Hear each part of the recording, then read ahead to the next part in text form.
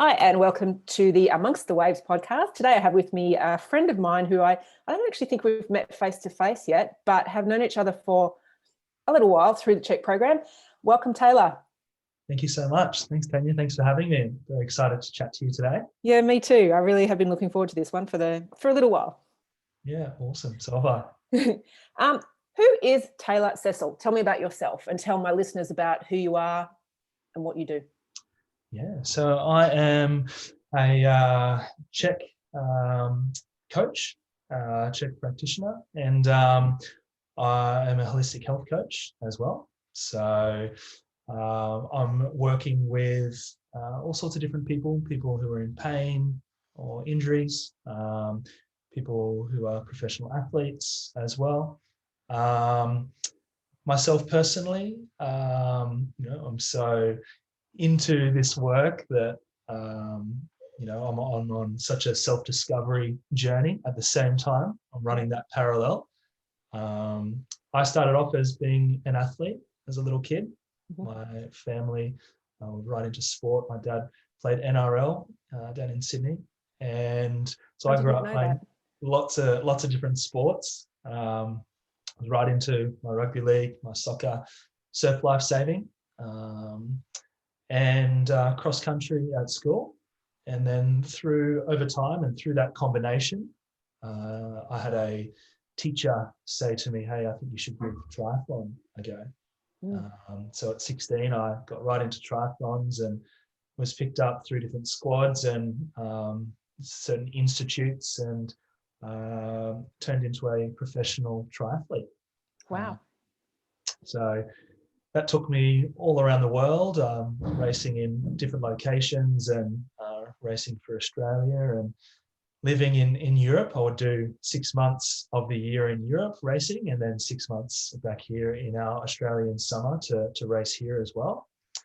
But during that journey, I developed chronic fatigue, completely wiped myself out.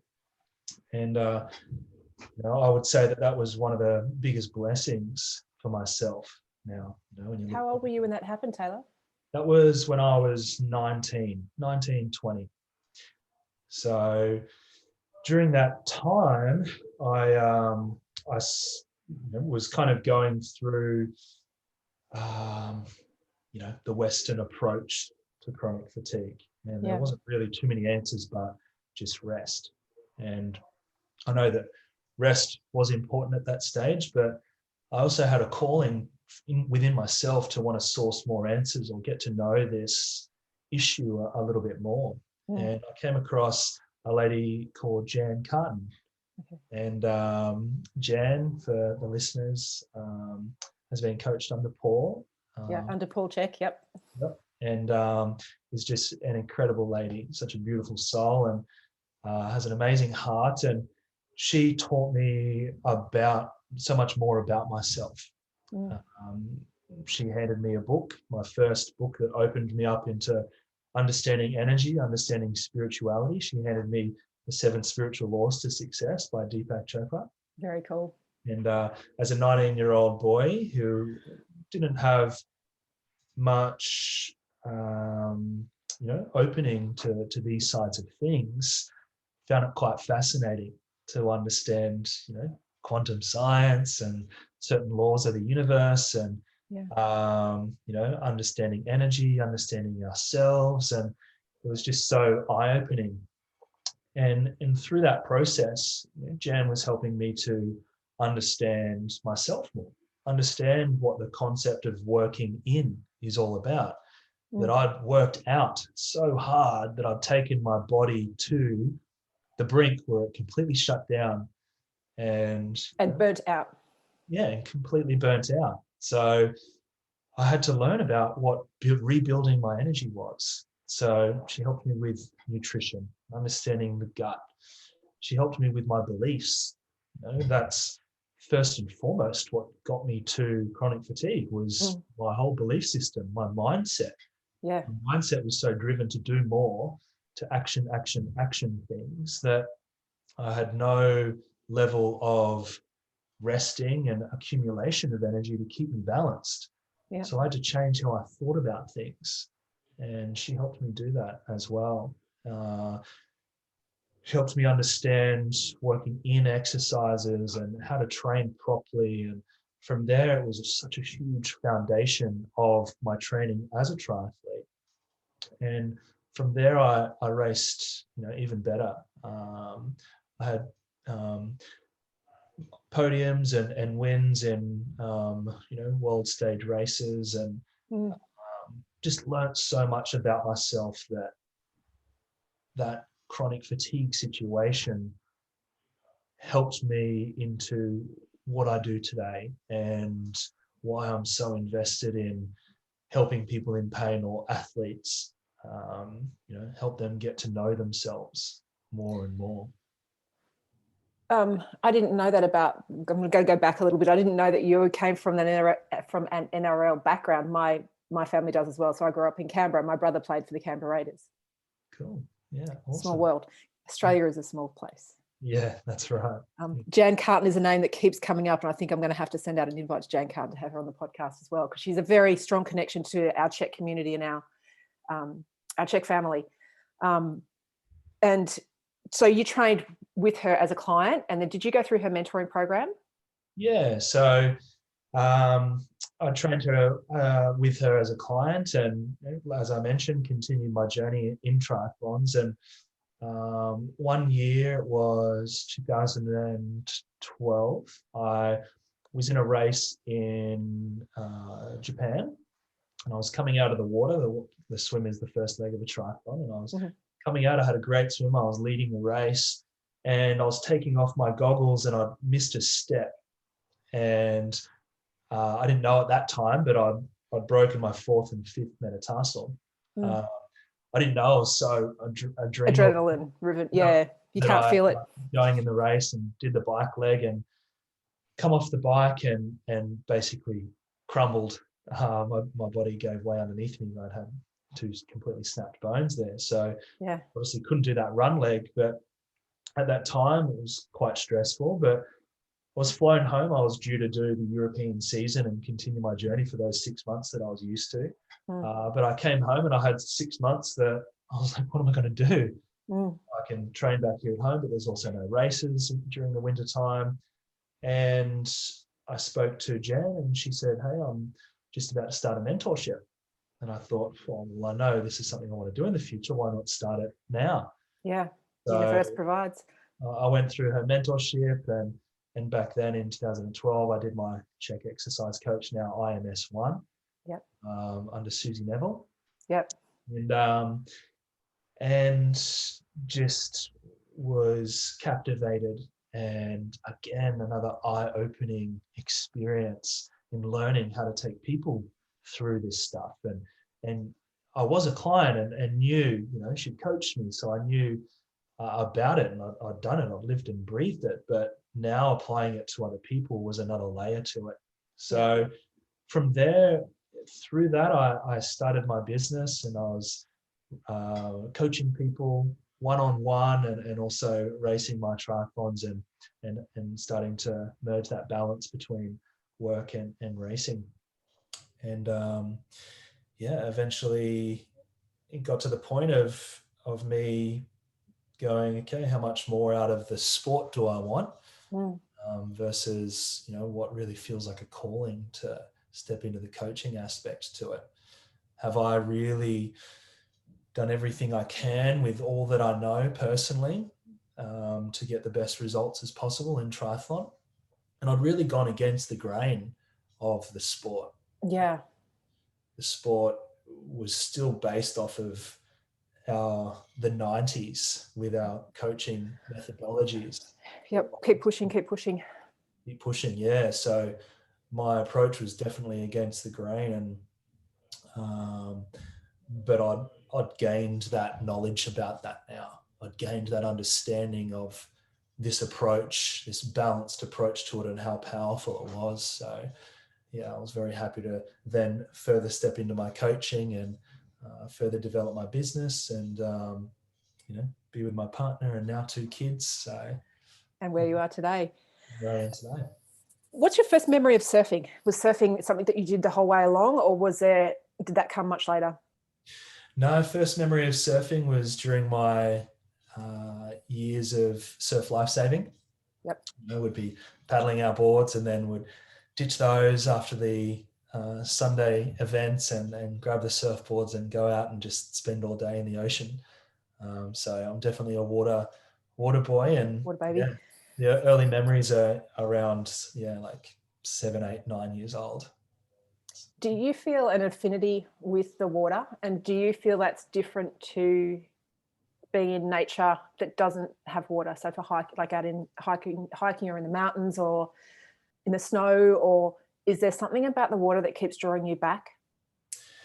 Totally, yeah. It's that they definitely have different feels to them, right? Both are so very grounding in themselves, and the water to me is, well, it's more of the feminine approach, right? Water is the feminine, and our land is more of the masculine. Masculine, yep. So the water for me was nourishing, and as I mentioned before, I was someone who was I was yang dominant. I was fire based, right? Very much, yeah. So the water was something that was cooling to me. So it brought me balance. And every time I was in the water, I was basically rebalancing myself. So Without even knowing you were doing it, I guess, at the time. yeah, without even knowing it, just feeling like, wow, I feel so at home here. So Yeah. With the CHEK program, so we do the physical, which is what you mentioned before, the integrated movement science practitioner side of things, but then we do the holistic lifestyle coaching that you talked about as well. Did you have those both in combination when you started within the CHEK program and when you started doing that mentoring, or did you do one side of it and then go into holistic lifestyle coaching? I personally ran it really quite parallel with each other. I learned that early, that the physical and the mental, emotional, spiritual aren't different. Yeah.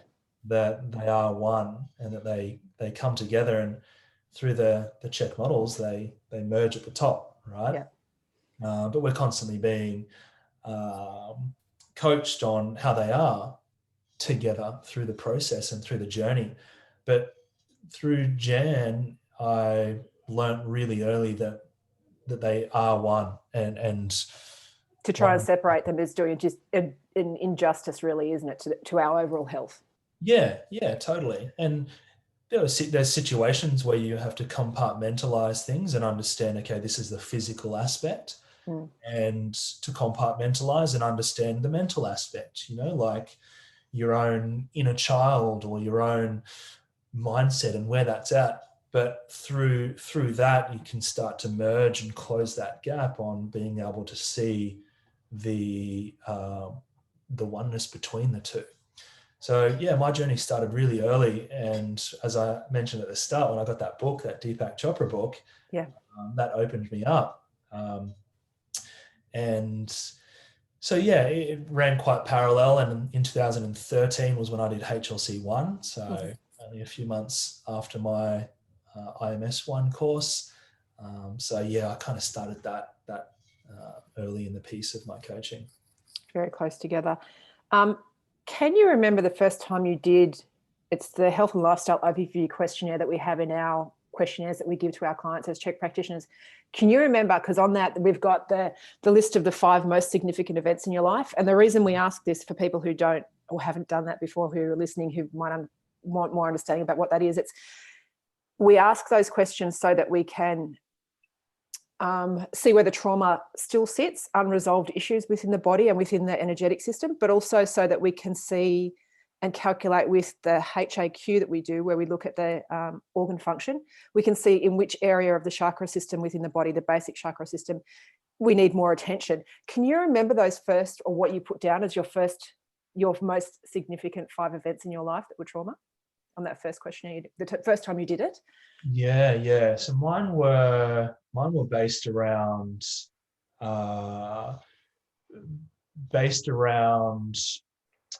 very much relationships.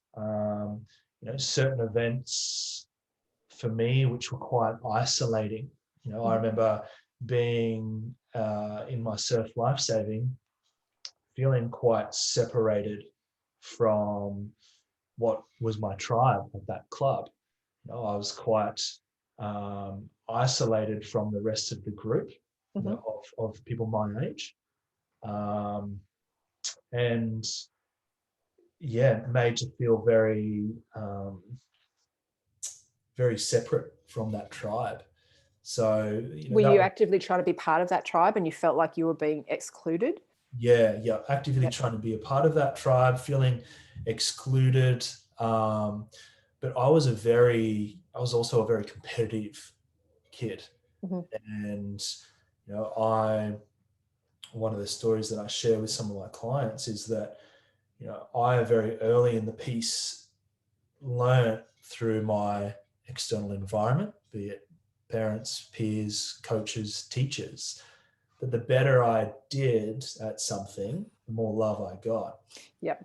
So very early in that piece was that, okay, if I did well at something, I got love. Mm. And, as we know, one of the deepest fears of the inner child is the fear of abandonment. Mm-hmm. So to avoid the fear of abandonment, I learned very quickly that do well at your sport because you get praise from your peers, you get praise from my parents, I get praise from my coaches when I do that. So what I learned there in that early piece playing rugby league, I also learned that if I sort of fired up a little bit, got a little bit angry, then I'd do bigger tackles, I'd bust through lines, I'd score tries. Mm. And when I did that, I'd get the pat on the back from the peers, I'd get the applaud from the In the sideline. crowd? Yep. So I created this connotation between getting frustrated and receiving love. Mm. And I through our conditioning and that really embedding itself as a belief in a subconscious part of me, Mm. I would do that in other aspects of my life. So that was the birth of my competitiveness, Mm. competing for love at the core of it, but Yeah. competing for the win at the surface of it. So I was an angry little kid, and if it meant that I had to beat my teammates and be the best even in my team environment, then that's what I was searching for as well. So I went through that early experience of feeling isolated, but ultimately and unconsciously, I was isolating myself. Yeah. So Moving away from what your true core value was, even though you didn't realize it at the time. So you were abandoning yourself or abandoning your authenticity. yeah, because a motivator for me out of fear was the fear of not being good enough. Yeah. So through that fear, I just had to be better. And if that meant isolating myself, then, you know, let's do it, because it's this rock and a hard place between, well, at least I can like push to be the best. And if I do that alone, then so be it. Being the best is my highest priority because I don't want to be seen as not good enough. Mm.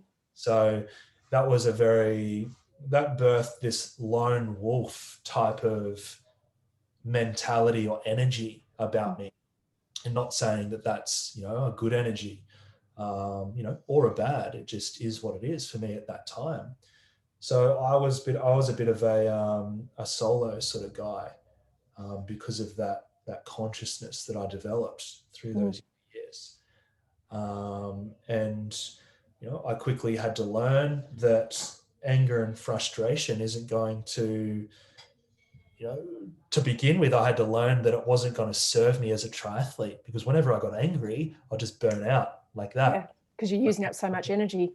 I'd just zap up that energy, and I Yeah. wouldn't have the energy to give at the end of a triathlon, which goes for 2 hours.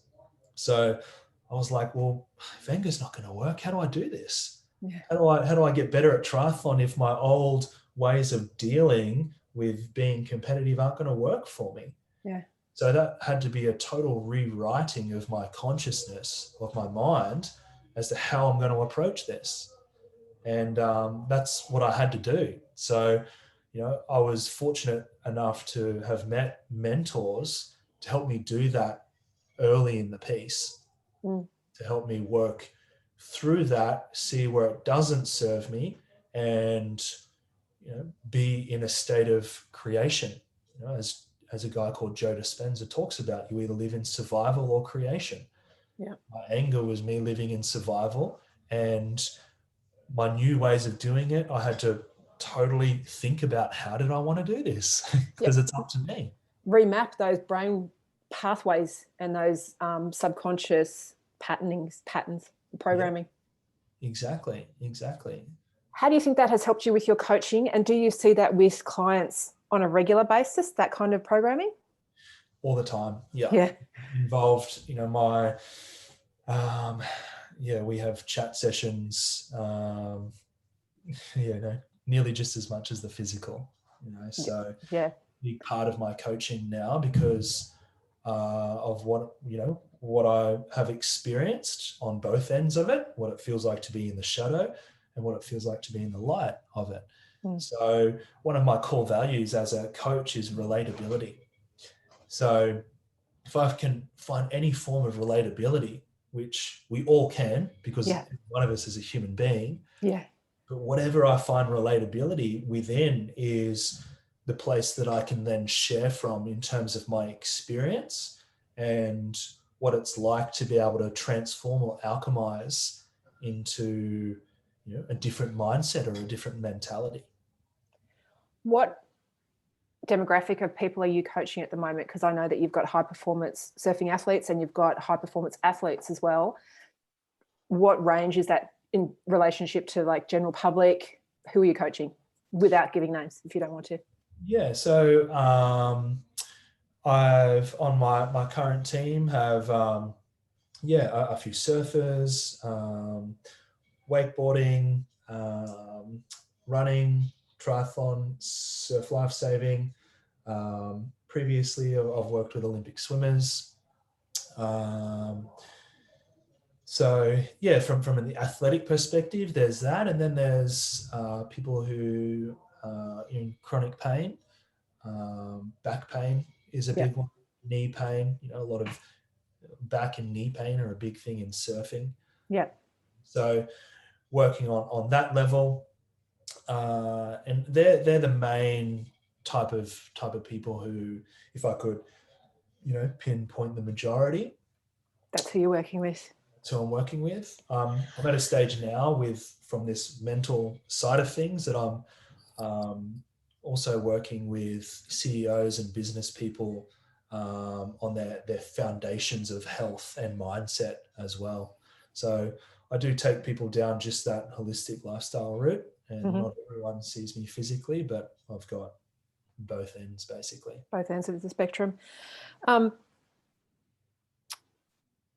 going to ask about this because there's something that keeps coming up in interviews or in podcasts that I'm doing with people, and that's the idea around localism. And it's something that on a very surface level, it looks like localism. But the reason I was asking you about the holistic lifestyle coaching, the things that you've gone through, is because I think on a deeper level, it's much more than what it seems to be at the surface, in terms of it's not just about, and if you don't understand what localism is, it's about, on the surface, people who claim a surfing spot or an area as their own, and there's a pecking order and a hierarchy within that surfing group or the locals that go there. Do you think that, like I just said, that it is a much deeper thing, and it is those archetypes coming into play, and it is that fear of abandonment? Are any of those things that come up for you when you think about that? Yeah, it's a good question, because there's such an intertwine of things. First and foremost, it's a tribal mentality. So a tribal mentality for people, it's like, tribal mentality is when we think a certain way and we don't realize that we're thinking it. We just think that way because that's how the tribe thinks, right? And if you grow up in a tribe or a tribal mentality, then you just do those things because that's what the norm is. The example here is that if you are growing up from a young age and you're a local at Snapper Rocks, and you're your uncle or the people around you are frustrated, and people that are in localism, then that's what you learn. That becomes your mentality. Mm. Um, so, you know, the tribal mentality thing is a framework to it, and whether we like it or not, it's kind of having to shift with the amount of people into surfing now. If you still hold on to that old tribal mentality for your own reasons, it's whether you like it or not, you're being faced with more and more people in the surf, and that could start to impact you. Mm-hmm. If you're the one within those mentalities, then that's your anger, Yeah. basically. And you're just being reflected what you hold inside of you via more people wanting to surf. Holding up the mirror, right? Yeah. So at a deeper core or psychological perspective, that's the I-ness of it, or what's held in the individual who holds that frustration or that anger about the situation. Yeah. If you haven't heard that before, we talk about in the Check program, I, we, and then all, and you go through those different stages of development socially and spiritually, or more spiritually than anything. But yeah, totally. Like if we look in a tribal mentality, you'd look at the I-ness, which is where do I stand in the tribe? And then you look at the we-ness, which is the togetherness of it. And if you understand yourself, then you have a better impact into the we. And if you have a better impact into the we, and so does everybody else's I-ness, then you have an impact into the all. It's the ripple effect. yep. And that all is universal rather than just tribal. Yeah. So you can broaden that analogy outward, which is really cool. Do you experience localism? Like, have you been to breaks where you've been like cut off or told that you shouldn't be there because you're not a local? And how do you deal with it if you have?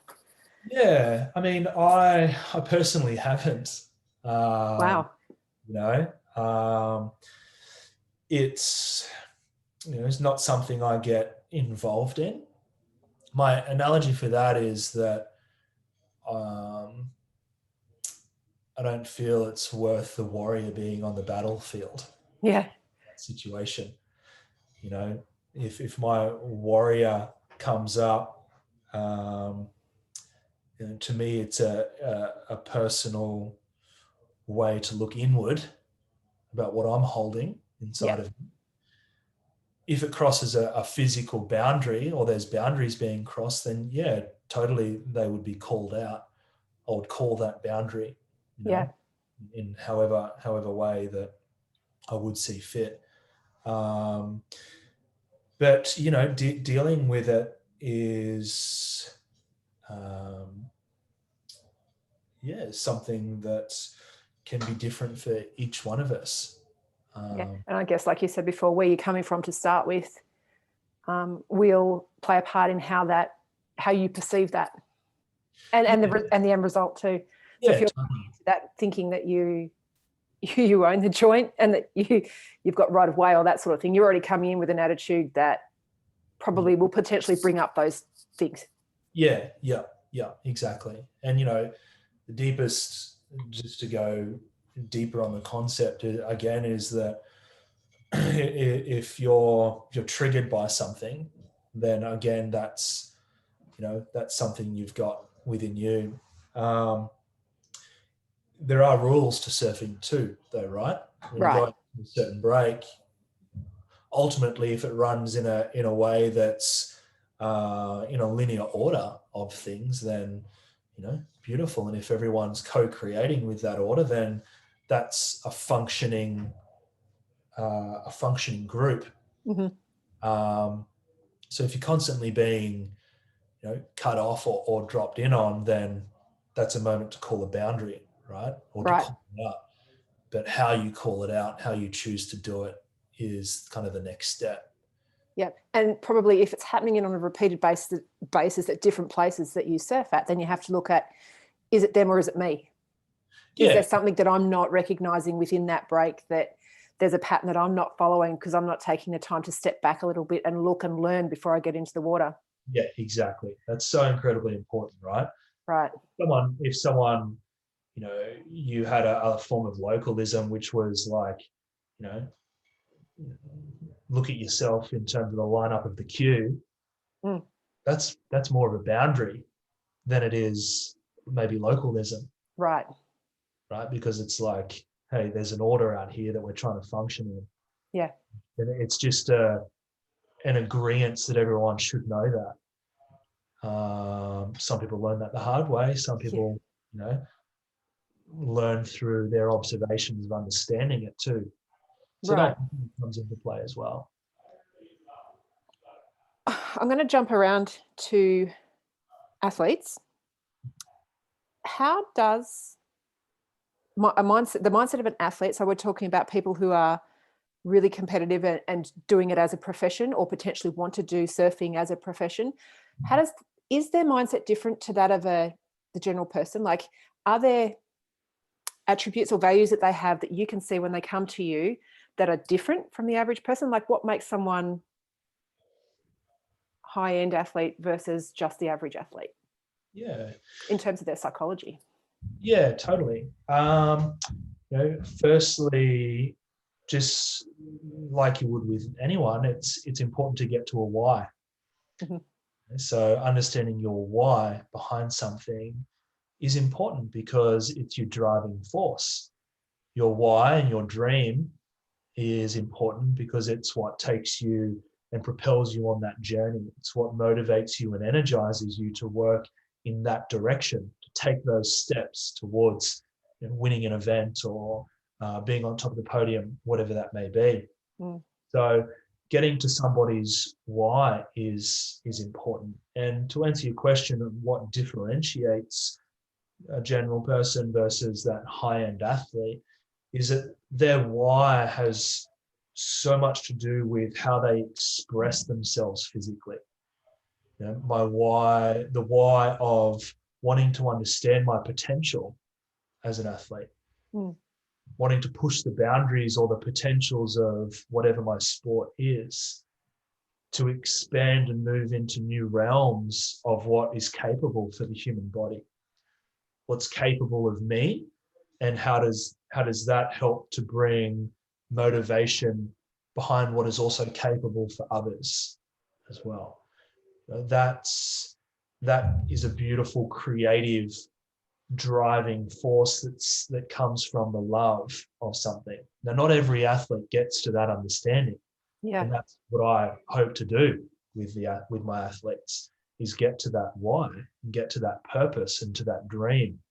But you know, people like Roger Federer or Gabriel Salesi, or people breaking marathon world records, or constant gold medals, those top end of those athletes. If you really tune into their part of their purpose, those are the guys that don't hold that aggression of competitiveness, Mm. yet that inner warrior for themselves, and wanting to push their potential and be able to be a representation to others as well. That's what I see as that pinnacle top piece when it comes to competitive sport.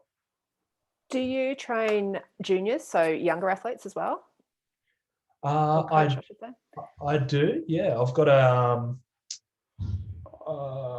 uh, working with that, like entering into that professionalism of the sport. Yeah. That's that sort of age mostly.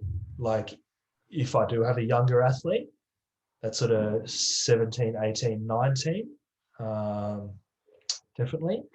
I do have a little 12-year-old that I work with, little Ralph, who's one of my favorite clients. Very cool. Um, Do you but see that same drive in the kids? uh, they're figuring it out, right? Right. A kid is developing their understanding of what their ego is. which means that they're developing an understanding of how do I do this? How do I approach it? I mentioned in my story that my ego was driven from wanting to be the best, more so out of fear. Right. Yeah. Right. Because you were fearful that you would lose love if you didn't have that. Yes. Yeah. Yeah. And that made me a really freaking good athlete. Yeah. But to what point was that going to not serve me anymore? So, at that young age, you don't necessarily have it figured out in that sense. The idea is very much behind what the top end athlete's life looks like. Yeah. It's very much behind, wanting to be on top of that podium and wanting to experience what it's like to put energy into something and visualize being that person with a gold medal, or with crossing that line and crossing that tape. That's more so I see the motivation behind the younger person, rather than having it all figured out in what the ultimate pushing potential. A young athlete hasn't fully embodied their we-ness in that I, we, all that we discussed. They're still in their I-ness. In spiritual terms, the soul hasn't fully anchored until like 28, 29, 30. Yeah. And what that means is that you're still figuring out how to use your ego before those ages. So that's what they're developing. But I mean, the earlier you get into a young athlete's mind in a positive way about their approach and how to do things and how to approach things, then the more framework they have to work towards their goals and their dreams out of love rather than fear. Right. We talked a little bit before about balance in terms of holistic health, spiritual, mental, physical, and emotional. How do you how do you encourage that in all of your athletes, as well as like young ones, as well as old ones? Like, what do you, like, if someone is so focused on the physical and so focused on the winning, how do you bring in that the dream can encompass other things as well?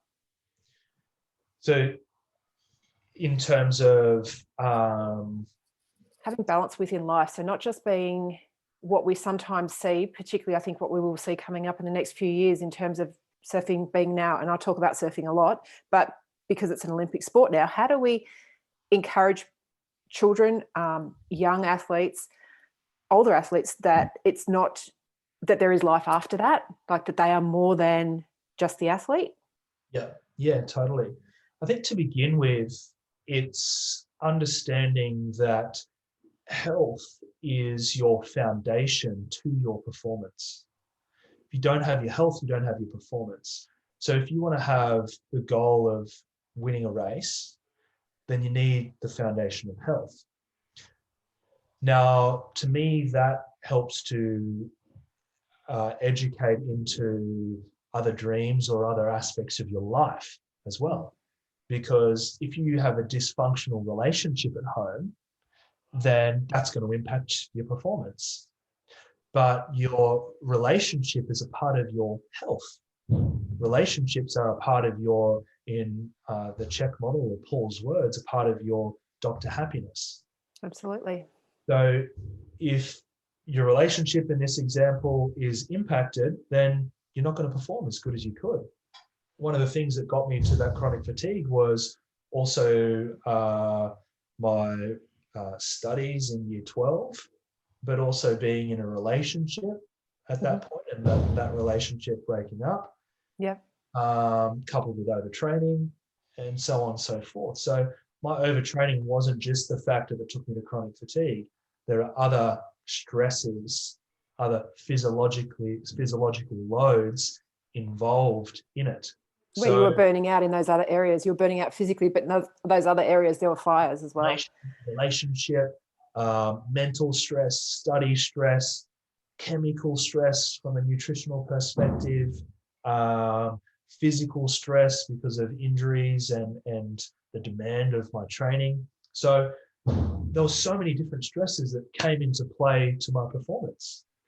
So it's important to discuss these goals outside of sport because they impact your ability to achieve that potential in sport. Yeah. So to talk about a healthy functioning relationship at home, or having goals as to the environment you want to be in, having goals when it comes to your habitual behaviors around food and things like that, all come into play. It's all one. If you want to be a better athlete, and just sort of diverting you here a little bit here, Tanya, but I'm also working with like CEOs as well, and they're high performing people too. Absolutely. But they And need, just as driven as athletes. but they also need health as a foundation to their performance as well. So setting goals outside of that is important totally, no matter who you are. I sit down and talk with my little 12-year-old client, Ralph, all about what his school goals are, because I see how much importance that has to his ability to swim well or do motocross really well. Yeah. Yeah. In terms of where the WSL has taken or is going with its not programming, but where next year they're having the Challenger Series as well as having the Qualifier Series, as well as the Championship Tour. That then widens the scope of people being able to go, not necessarily go into it, but gives them, I think, surfers on the tour or athletes on the tour a wider scope of being able to perhaps potentially reach that high potential because there's more opportunity for them to compete. In a COVID world, and this came up yesterday, but it came up again this morning. It was one of the athletes, Gabriel Medina, revealed that he isn't vaccinated, which is why he isn't competing in Tahiti. The next, I think, 2 events he's not competing in. How do you see our ability to move around the world, I guess I would say, changing the way athletes and the way we coach people? Like, how does that long term, how is that going to impact on, or how do you see that impacting on the way we train as athletes? Yeah, it's a good question, and it's so surrounded by unknown territory, right? Whether whatever you choose to do as an athlete, and how that impacts you on being able to move around and go to different locations. That's such unknown territory as to what that's going to look like in the future. So yeah, it can definitely be a big impact. During this time, no doubt have there been athletes that their dreams have been shaken up. Not being able to travel and not being able to go to events, races, whatever. And or if they choose to do that, they're going to be away from family, which is one of, I'm guessing, one of my highest values as well, like when we talk about Dr. Happiness. So their impact on choosing to do that takes on a significant different perspective. Yeah. And now more than ever, the importance of understanding yourself is vital. Yeah. Because, and probably to answer this question, Tanya, is that because of this whole situation, you do have to know yourself more. What do I mean by that? Well, my personal definition of success is getting to know myself, because the more that I know why I make the choices I make, the more optimal choices I can make relative to my dream. But if I don't know myself, then I will be in such a divide about things. Do I? Don't I? What do I do? Do I go? Do I not? And that divide is created because there needs to be a deeper understanding to your dream, to your core values, to what is heart related in you, what you want to experience, what you want to have a drive and work towards. Because until you know that, will you know how to be a decisive person? The definition of decision, or from in its Latin terms, is to cut off. So to make a decision means that you cut off other possibilities and you work towards what it is that you know and want, but you can't do that unless you know yourself. Yeah. So what I'm getting to here is that, um, first and foremost, how big of a dream is it? How important is it to How you? important is it to you? Is it worth being away from your family, or how much support do you receive from that to go and chase that dream? Mm. For me, I had such supportive parents where I would go away for 6 months every year. Yeah, it's a long time for a young kid. Yeah, and I did that at 18, and that was a huge. I did it solo by myself. 18, 6 months, lived in Germany, different language, didn't, had to learn the language, had to get by. It was an Feed yourself. initiation for me, but the dream was big enough Yeah. to want to do that. The dream was big enough to step through those fears to want to do it. So if the dream is big enough, then, you find a way, basically.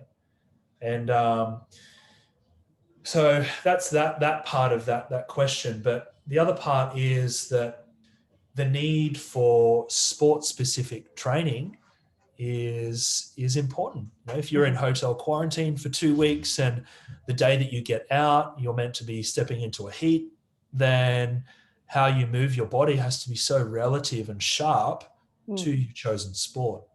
So in the instance of surfing, you're surfing on an unstable surface, right? Right. Water and a surfboard. So how can you keep that nervous system sharp enough within your training or what you do in quarantine in this example, that you are just as ready to go surfing and step into that heat as you were before you stepped into hotel quarantine, to the best of your abilities, right? Right. So in that instance, what good is you know, training that's not as specific in a nervous system way? Like running on a treadmill for a surfer. I've Yeah. seen that and I'm like, it makes no sense that you're doing that.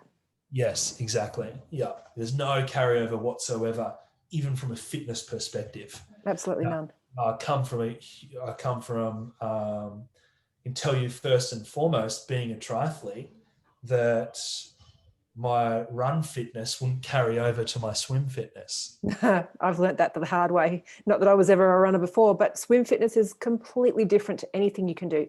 Yeah, yeah, exactly. So making it as specific to the environment of surfing as possible. If you're a professional and you know you're going to be in quarantine, then you've got to try and source a Swiss ball and a Bosu, Bosu, yeah, bongo board. tools and things to keep your mind sharp. I do a lot of juggling with people in terms of hand-eye coordination. So those things become more and more important. Does visualizing become a very important factor then when we're talking about athletes who are in hotel quarantine? Yeah, yeah, totally. Yeah. I think it was Paul who, I don't know who the source of this is, so I'm just going from word to word, but a golfer who spent time in jail. He spent a year in jail through the story, but Mm. every day he would visualize his home golf course, Mm. and he was, from what I heard, a 5 handicap golfer, so A good golfer. good golfer. To get to fives quite tough, right? You would Yeah. say your line of work. Um, but he would visualize his course and he would visualize the movement of his swing every single day. And through that muscle memory, driven from his central nervous system, driven from his mind and his thought patterns, Mm-hmm. when he got out of jail, his first game of golf, he played to his handicap. Wow. He played to 5 Yeah. because every day Because he'd lived it. he lived it. And what brought him peace and what brought him into a sense of love was visualizing the game that he loved. So the fascination with that is the power of our mind and the power of our visualization. And just to share a story on that, I had a race where I really used the power of that. I really stepped into Joe Dispenza's work. Mm-hmm. And every day I would meditate and visualize the outcome of this race. all the way to what the weather was doing, where my family was, where my coach was. I visualized my coach being in the box, and I visualized that final 200 meters, giving him a high five. My parents were over here. The line was here. The cameras were there. It was flashing. It was drizzling. And I was also next to um, who was an idol of mine. Yep. He was an idol athlete. I really looked up to him, but it was up to me and him in a sprint finish. And I visualized that sprint finish with him. And every day I would visualize that. I would be riding up Tommywood Mountain here on the Gold Coast with tears running down my eyes because I was just so emotionally attached to this outcome. You've got that visceral feeling of it. Oh, so visceral. I'd be running through Broadbeach, a place that's so busy, Yeah. and I wouldn't even see people because I was so in my head. I was at the last 300 meters of the race. That's where I was. I wasn't at Broadbeach with other people around. No. And I would have tears running down my face because I was so visceral about the experience of coming across the line, how I did. And because I did that day in, day out, what happened was that I got to the last K of the race, 1K to go, and it clicked. It was drizzling, side by side with my idol. I was approaching, I could see my family here. I got into the point, which was, I knew the race so well, I knew the running leg so well that there was this pole, which I would say that's where I kick, that's where I go. And everything was playing out like deja vu. Yeah. One of the moments was, there's the pole. There's that pole. That's where I go. That's where I go in my dream. That's where I kick and go. That's your trigger. Yep. And so when I seen that pole, I was like, that's where I go. And that's when I went, and that's when I created the gap on my idol, went across the line. Sorry, before that, I high-fived my coach, just how I'd visualized it. Yeah, wow. I'd given the yes to my family over there, gone across the line, and the cameras and the visualization of the tape. And I went across the line just how I'd visualized, which was, two peace signs. Yeah. So it was literally deja vu, that experience for me. It was like a glitch in the system, a glitch in the matrix. The matrix, yeah. I know exactly what you mean. Is what I experienced that day. And that was another grounding experience of the power of the mind, another experience of how important it is to do this mental work and how powerful visualization can be. But not just visualization, feeling, attaching the emotion to it as well. Sweat it and like you said, cry it and live all of that experience, that sensory experience, even though it's only, when I say only, it's not only, it's created by your mind, but it's an incredibly powerful tool. So you can physiologically bring those emotions and bring those changes within your body out like you're running that race because you've got the power to do it. And I think that's one thing that I learned recently about, I've avoided listening to or watching Wim Hof's work up until recently, even though I've done the breath work and I've learned through other methodologies how to breathe through pools, through lots of other things, but doing cold water immersions. But that he says in his book, and he says he's not extraordinary. He's a normal person. He just believes and he knows because he does it. And he does that visceral thing where he increases his body temperature from the inside out by switching on the HP axis within his within that hormonal system. So it's possible to do. You just have to believe that you can do it. Yeah, exactly. And yeah, when you have the experience of doing it, it's no doubt, right? You can share again from what is a subjective experience, but sharing it from that perspective, it's so real. It can be so real if and so powerful. Yeah. But you've got to have a big enough dream to also drive that. Absolutely. Yeah. What is it about your job that you think the world should know about? Because I know there's so many aspects of what I do in my coaching that I shout from the rooftops about how wonderful and how awesome it is. But is there one thing that you can think of that people might not necessarily understand about the way you coach that they should know? Well, I think through our discussion so far, I've painted a picture to the holistic approach that I'm taking, and that life, performance, the body, it's we can't compartmentalize things. We can to begin with, to understand something, Yep. but eventually there needs to be emergence of it all to be able to put the map together. Yeah.